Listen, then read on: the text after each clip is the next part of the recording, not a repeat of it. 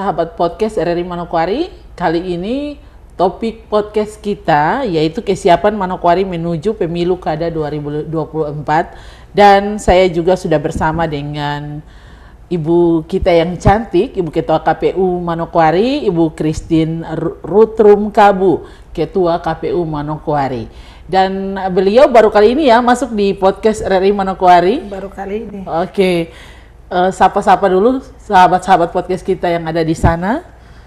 Halo pemirsa sahabat podcast RRI Manokwari.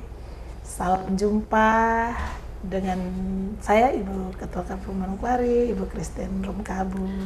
Baik, ya kita kembali ke topik kita di podcast hari ini, yaitu dengan topik kesiapan Manokwari menuju pemilu kada 2024. Ya tentunya tinggal beberapa hari ke depan, hitung jari saja kita sudah memasuki pemilu kada serentak 2024 yang akan diselenggarakan secara nasional di negara kita, itu negara Republik Indonesia, tetapi juga terkhusus di wilayah Kabupaten Manokwari. Ya, tentunya banyak sekali kesiapan-kesiapan yang dilakukan oleh KPU maupun kesiapan-kesiapan dari masyarakat kita ya untuk menuju pemilu kada kali ini, karena ini agak berbeda dari pemilu-pemilu kada sebelumnya, di mana pemilu kada kali ini merupakan pemilu kada yang serentak dan tentunya banyak sekali hal yang harus disiapkan. Untuk kesiapan KPU Manokwari sendiri seperti apa, Bu? Iya, baik. Terima kasih sahabat podcast RRI Manokwari. Dari KPU sendiri sebagai penyelenggara pemilihan serentak tahun 2024 untuk Kabupaten Manokwari, kita akan memilih Bupati dan Wakil Bupati Manokwari. Dan dalam jadwal tahapan yang ada, kita dari hari ini kita tersisa 8 hari lagi. Tinggal 8 hari lagi. Tinggal 8 hari lagi kita masuk di dalam hari pemungutan dan perhitungan suara, tepatnya 27 November 2024 nanti. Kemudian KPU sendiri dalam tahapan-tahapan persiapan yang tinggal 8 hari, kami informasikan bahwa untuk tahapan kampanye, tahapan kampanye akan berakhir di tanggal 23 November nanti. Yang sudah kita mulai dari tanggal 25 September dan akan berakhir di tanggal 23 November nanti. Kalau dari sekarang kurang 3 hari lagi. Tinggal 3 hari lagi ya. Tinggal 3 hari lagi. Kita akan memasuki masa tenang itu. Iya. Kemudian 3 hari 24, 25, 26 itu masa tenang. Kemudian tanggal 27 hari pemungutan dan penghitungan suara. Kemudian di tahapan kita selanjutnya yaitu selain kampanye, KPU sendiri mempersiapkan tahapan logistik pemilihan sendiri. Tahapan logistik pemilihan kami dapat informasikan kepada masyarakat Manokwari bahwa kami sudah 100% logistik pemilihan Bupati dan Wakil Bupati, tapi juga Gubernur dan Wakil Gubernur sudah 100%.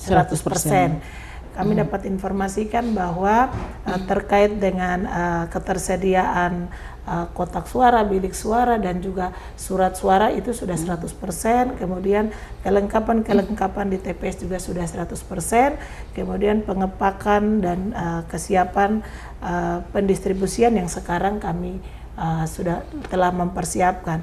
Kami sudah mempersiapkannya dan sudah tersiap semua di gudang KPU dan juga di kantor KPU. Dalam tahapan kami bahwa di H-3 dan H-2 nanti itu kami akan distribusi logistik pemilihan dari kantor KPU dan juga dari gudang KPU ke 7 distrik. 7 distrik. Jadi H-3 itu kami akan distribusi ke distrik-distrik terjauh. Distrik Tanah Rubu, distrik Manokwari Utara, Manokwari Selatan, Warmare, Pravi, Sidei, Masni. Itu kita akan distribusikan dari gudang KPU ke tempat di distrik masing-masing, tempat penyimpanan logistik. Kemudian nanti mekanismenya mereka akan distribusikan dari distrik ke TPS-TPS masing-masing itu di tanggal 26. Berarti H-1 ya? Iya. Sedangkan untuk distrik Manokwari Barat dan distrik Manokwari Timur kita akan distribusikan di tanggal 26. 26 juga. Dari gudang KPU ke TPS langsung dikawal oleh tentunya pihak keamanan, sama juga yang tadi di 7 distrik dikawal oleh pihak keamanan, kemudian nanti akan langsung oleh teman-teman PPD dan juga teman-teman PPS akan kawal proses pendistribusian ke TPS. Oke, kita melihat kan ada berbagai euforia yang terjadi saat kampanye kemarin sudah berlangsung. Nah, seperti apa KPU menyikapi sehingga kita lihat bahwa Manokwari kita tetap aman, damai, dan kita berharap juga akan damai, aman ketika nanti memasuki pemilu dan pasca pemilu nanti. Iya, baik, terkait dengan waktu kampanye secara aturan itu 60 hari berkampanye. Nah, kampanye kan kampanye yang difasilitasi oleh KPU sendiri kan kemarin sudah kita laksanakan debat publik, debat kandidat kita sudah laksanakan 2 kali. Kemudian yang difasilitasi juga oleh KPU terkait dengan iklan di media massa. Di media massa itu juga 14 hari pasca, ini sudah dari tanggal 10 kemarin sampai nanti akan berakhir juga di tanggal 23. Sedangkan bentuk-bentuk kampanye lainnya yaitu melalui informasi melalui alat peraga kampanye, baliho, spanduk, brosur, leaflet, dan juga ada kampanye-kampanye tatap muka yang dilaksanakan oleh masing-masing tim. Nah, kita tahu bersama bahwa ya ini kan kita berpesta dan juga masing-masing tentunya masing-masing tim akan menyampaikan ini yang menjadi visi misi kami, dan juga ada semacam penguatan, ada penyampaian semacam meyakinkan kepada pemilih. Jadi kalau kita mengikuti juga tidak hanya secara langsung dalam debat, tetapi juga dalam pertemuan-pertemuan terbatas yang dilakukan. Kemudian nanti akan ada rapat umum yang nanti dilaksanakan di tanggal 20 dan juga tanggal 23 nanti. Tidak hanya itu, tetapi bentuk sosialisasi yang dilakukan juga lewat media sosial yang kita ikuti ya kalau pada prinsipnya sepanjang masing-masing mempertahankan argumen, mempertahankan apa yang menjadi nilai jual, apa yang menjadi visi misi dan program kerja, sepanjang itu adalah bagian dari meyakinkan pemilih, ya kami kira itu wajar-wajar saja terjadi perdebatan, sah-sah saja karena masing-masing kita punya pendapat begitu, karena memang negara menjamin bahwa tiap-tiap warga negara itu berhak menyampaikan pendapat, tapi sepanjang tidak dalam unsur sara, tidak di dalam bagian yang kemudian kita bilang ada black campaign yang kemudian menjatuhkan lain sebagainya, itu yang kemudian memang nantinya kalau KPU sendiri ya kita berharap bisa berjalan dengan baik, tetapi teman-teman dari Bawaslu kan yang mengawasi seluruh tahapan pelaksanaan kampanye akan melihat ini memang sebuah pelanggaran ataupun ini memang ada semacam edukasi yang disampaikan, yaitu ada bagian tersendiri yang nanti diberikan penilaian dari sebuah kampanye yang dilakukan. Oke, sejauh ini melihat kondisi di lapangan, keterlibatan masyarakat di dalam proses demokrasi ini sudah sejauh mana? Kalau ini penilaian khusus loh dari penyelenggara pemilu dari KPU seperti itu. Ya, kalau untuk kami sendiri sebenarnya masyarakat sudah semakin pintar dan paham. Artinya sudah pintar berdemokrasi nih ya? Sudah pintar berdemokrasi. Kita bisa sampaikan bahwa sudah menjadi pemilih yang cerdas begitu. Itu terlihat pada saat kampanye-kampanye yang dilakukan itu, masyarakat sudah langsung bisa semacam counter balik, masyarakat sudah bisa memberikan penilaian, tetapi masyarakat juga bisa menentukan pilihan sebenarnya, tetapi tidak langsung secara tertulis, tetapi dalam bincang-bincang, di dalam organisasi, di dalam isu-isu hangat yang hari ini diperbincangkan, sebenarnya seputaran membahas siapa yang nanti kita akan pilih ya. Kita akan pilih, dan itu yang terjadi di masyarakat. Sampai di pasar, sampai di tempat jual ibadah sekalipun. Tempat ibadah kadang stop ini kita ibadah. Itu bagiannya nanti tersendiri. Jadi memang masyarakat sudah cerdas begitu, sudah cerdas. Jadi melihat kampanye yang dilakukan oleh masing-masing pasangan calon itu mereka sudah bisa menentukan pilihan begitu. Oke, kita kembali lagi ke logistik. Tentunya ini kerja keras dari KPU untuk ini belum penyaluran. Ini masih pengepakan saja. Keterlibatan masyarakat juga masuk ke dalam seperti apa? Iya. Kalau beda sama pemilihan kemarin. Oke. Karena kalau pada saat pemilihan kemarin, karena kita ada 5 surat suara dan butuh tenaga yang banyak, jadi kalau untuk pilkada ini kita tidak melibatkan masyarakat banyak karena waktu kita juga agak panjang.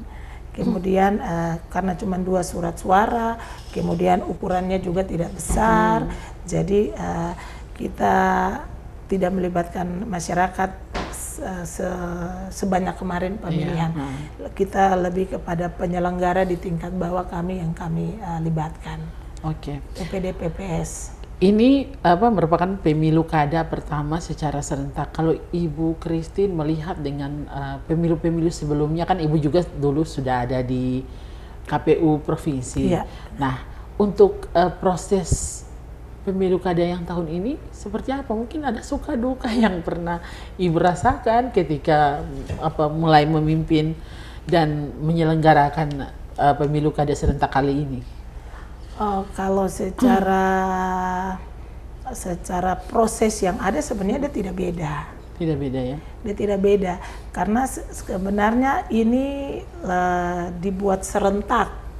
Dibuat serentak seluruh Indonesia karena kembali lagi memang negara sedang mengatur.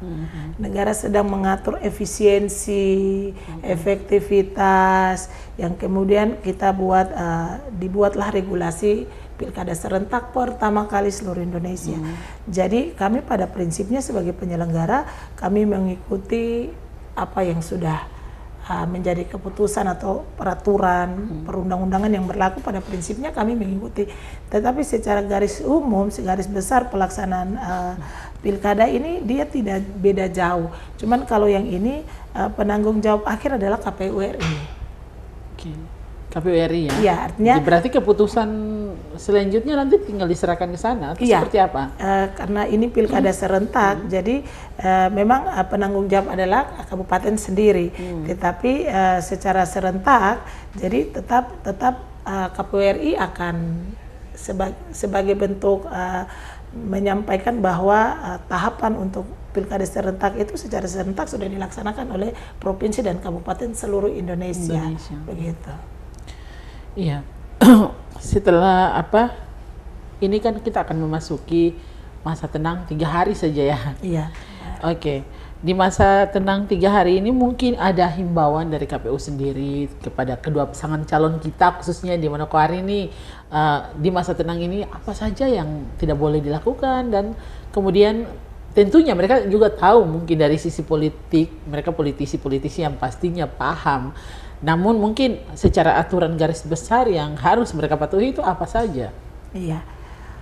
Jadi masa kampanye akan berakhir di tanggal 23 November besok. Nah, nanti di tanggal 21 besok kita akan rapat bersama, rapat koordinasi dengan stakeholder, pasangan calon, dan semua pemangku kepentingan. Kita akan rapat koordinasi terakhir. Salah satu agenda di dalamnya yaitu terkait dengan menyampaikan terkait dengan pembersihan seluruh APK alat peraga kampanye yang nanti akan dilaksanakan di tanggal 24, 25, dan 26.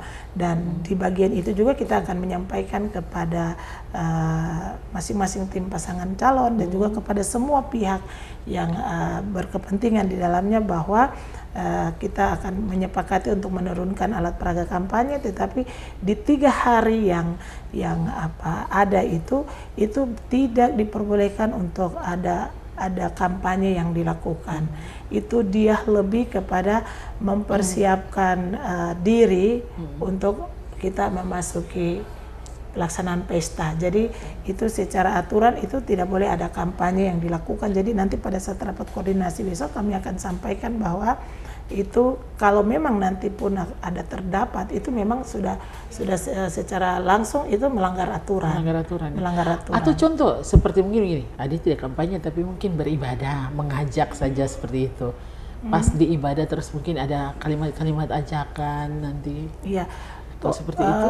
Pokoknya tidak bisa, bentuk kampanye kan ada himbauan, ada ajakan, kemudian ada kumpul-kumpul, kemudian ada istilahnya ada hal yang disampaikan terkait dengan memilih dirinya atau meyakinkan untuk masyarakat memilih dirinya, itu tidak boleh. Semacam ajakan, himbauan atau lain sebagainya itu secara aturan sudah tidak boleh. Keep tidak boleh. Dia lebih kepada kita semua, baik kami penyelenggara juga lebih kepada kami akan mempersiapkan diri, nanti kita akan doa bersama kepada artinya supaya proses ini bisa berjalan aman, lancar. Itu ada agenda itu semacam kita mediasi siap diri begitu. Jadi itu kalau KPU itu yang juga melakukan mengundang dua belah pihak boleh, tapi satu pihak mau bikin ibadah khusus tidak boleh. Tidak. Kalau hanya ibadah saja bisa ya, tapi tidak ada himbauan gitu. Iya, karena itu ada dari sisi pengawasan juga itu nanti. Jadi sebenarnya tidak lagi ada kumpul-kumpul, tidak lagi ada penyampaian, apalagi di situ ada partai atau ada tim, itu sudah tidak boleh karena memang itu waktunya waktu tidak ada pertemuan, tidak ada komunikasi terkait dengan membicarakan kampanye dan lain sebagainya, sudah tidak ada begitu. Oke, pokoknya yang seperti tadi saya bilang keep. Oke, baik. Ibu Christine, mungkin sedikit himbauan kepada para politisi kita yang nanti akan bersaing di tanggal 27 besok nanti, tetapi juga kepada masyarakat dan juga kepada keamanan. Silakan. Iya. Kalau kami sendiri dari sisi penyelenggara selama ini kerjasama yang baik dengan pihak keamanan. Kami mengapresiasi. Kami mengapresiasi kerjasama yang baik dari pihak keamanan, baik dari TNI maupun Polri. Apresiasi juga kami sampaikan kepada Kapolda Papua Barat dan seluruh jajarannya, kemudian Kapolresta Manokwari dan jajaran, dan Dim 1801 dan jajaran, Kabinda juga yang terus berkoordinasi mengamankan seluruh tahapan yang ada, dan harapan kita bersama bahwa hubungan kerja yang baik yang sudah kami jalankan selama pelaksanaan tahapan ini pun akan berlangsung sampai dengan hari H. Sampai dengan pasca nanti. Sampai dengan pasca. Jadi dia tidak hanya di tanggal 27, tapi kan nanti ada pelaksanaan rekap juga di tingkat distrik, bahkan di tingkat KPU yang selama ini saya kira masing-masing kita dengan tupoksi kita masing-masing, saya kira pihak keamanan juga sudah mempersiapkan diri. Tetapi juga untuk masing-masing pasangan calon dan juga tim. Nah, kepada masing-masing pasangan calon dan tim, kami sangat berharap bahwa ruang yang diberikan oleh undang-undang atau diberikan oleh regulasi bahwa masa kampanye itu 60 hari. Nah, 60 hari dimanfaatkan dengan baik, menyampaikan visi, misi, program kerja, sehingga itu menjadi dasar atau menjadi semacam informasi kepada pemilih untuk menentukan pilihan. Jadi kami menghimbau juga kepada masing-masing pasangan calon dan masing-masing tim untuk mari juga kita sama-sama menjaga keamanan, ketertiban selama beberapa waktu yang tersisa ini, tetapi juga nanti ada di Minggu Tenang. Kita berharap bahwa siapapun pemimpin yang nanti terpilih itu adalah suara rakyat. Pemimpin yang amanah karena memang dipilih langsung oleh masyarakat. Jadi siapapun, kalau kami pada prinsipnya dua pasangan calon ini sesungguhnya adalah orang-orang pilihan.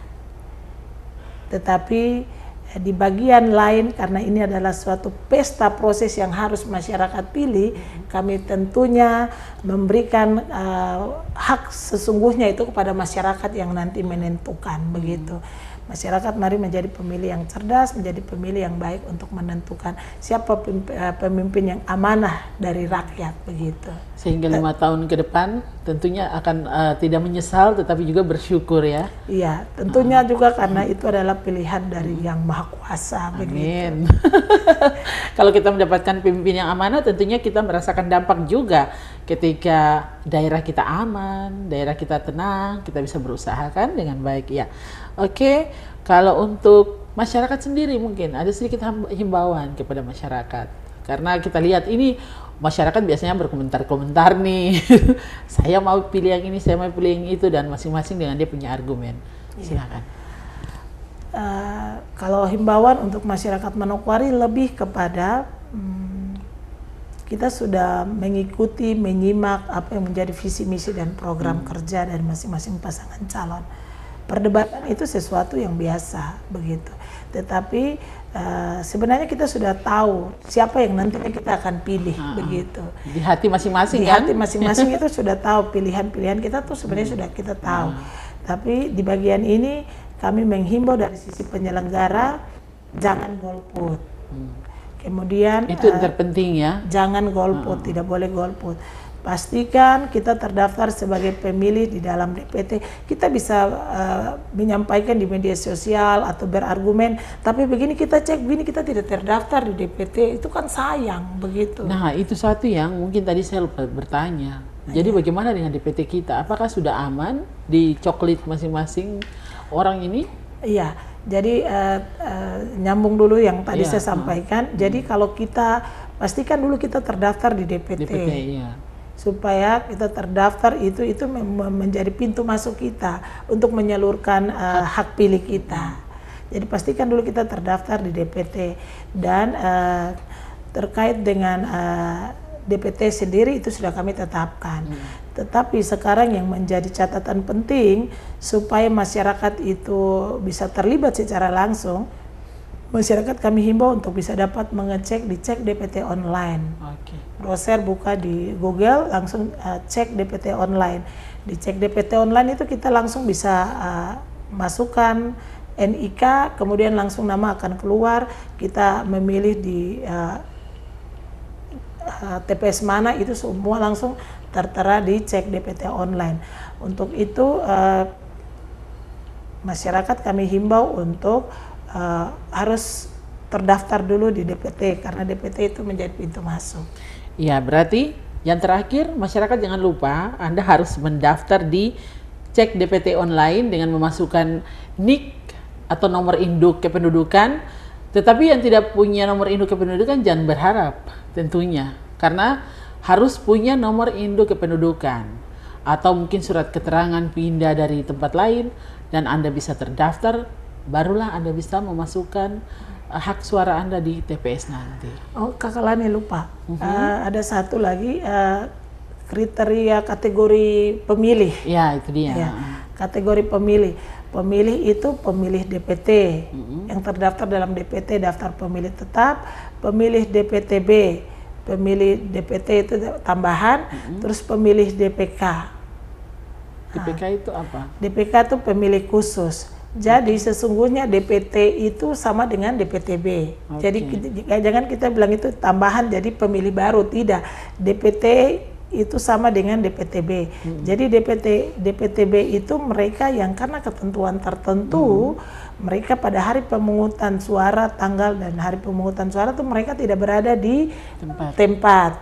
Itu seperti apa? Seperti mereka yang statusnya melakukan perjalanan dinas, kemudian rawat jalan, sakit dan rawat jalan, kemudian status sebagai narapidana, kemudian ada bencana alam yang terjadi di wilayah tersebut. Itu yang kita kategorikan, ada 4 kategori DPT.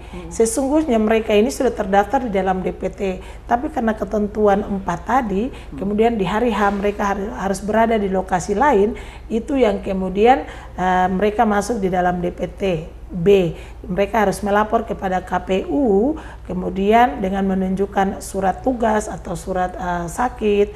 Kemudian dari dasar itu KPU akan memindahkan mereka untuk memilih di wilayah lain, tetapi itu hanya berlaku untuk wilayah Papua Barat dan wilayah Kabupaten Manokwari. Jadi kalau contoh dia di hari H dia melaksanakan perjalanan dinas dari Manokwari ke Kaimana, berarti dia melaporkan kepada KPU dengan menyiapkan surat tugas, KPU akan mengeluarkan form A pindah memilih. Dan dari dasar itu KPU akan berkoordinasi dengan KPU Kaimana untuk menempatkan dia di lokasi yang dia akan tinggal di Kaimana. Kemudian dari form itu dia akan kemudian pada hari H dia akan memilih di Kaimana, di lokasi yang sudah ditentukan. Dia hanya kasih tunjuk DPTB, kemudian dia akan dilayani di Kaimana, tetapi yang dilayani hanya untuk pemilihan gubernur dan wakil gubernur. Untuk pemilihan bupati dia tidak akan tidak bisa memilih. Terkecuali dia ada di Manokwari. Terkecuali dia posisinya di Manokwari. Jadi kalau untuk itu yang terkait dengan DPTB. Kalau untuk DPK daftar pemilih khusus itu mereka akan yang dilayani di atas jam 12. Mereka dilayani di atas jam 12 dengan menunjukkan identitas KTP elektronik yang domisilinya adalah domisili Manokwari yang berdomisili di wilayah setempat. Berarti itu mereka akan dilayani juga, tetapi dalam tanda kutip sepanjang tersedia surat suara. Artinya bahwa pemilih DPT itu pemilih yang kita bilang pemilih VIP. Jadi mereka wajib dilayani sampai dengan kalau pemilih VIP-nya DPT-nya sudah dilayani dan tidak lagi tersedia surat suara di TPS, berarti pemilih yang dengan DPK ini walaupun dia sudah ada di TPS dan mendaftar, dia tidak bisa dilayani karena memang surat suara sudah tidak tersedia. Tapi kalau surat suara masih tersedia di TPS, dia tetap akan dilayani. Oke, baik, tentunya ini menjadi perhatian khusus oleh masyarakat kita sehingga nanti mereka bisa mematuhi, mengikuti tadi sudah disampaikan apa saja yang harus mereka siapkan untuk bisa menyalurkan hak suara. Tetapi pas kalau hari H yang Manokwari harus ada di daerah lain, mohon maaf tidak bisa memilih bupati kita, tapi tentunya ada lah istilahnya, dia sudah punya harapan, mudah-mudahan apa yang diharapkan itu juga bisa menjadi yang nanti menjadi terpilih atau yang unggul. Ya baik, Ibu Christine, terima kasih banyak sudah masuk di podcast kami, di podcast RRI Manokwari dan sahabat podcast.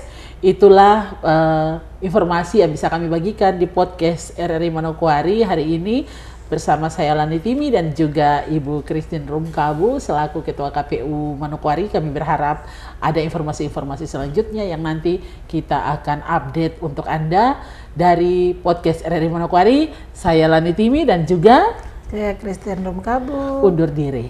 Terima kasih dan sampai jumpa.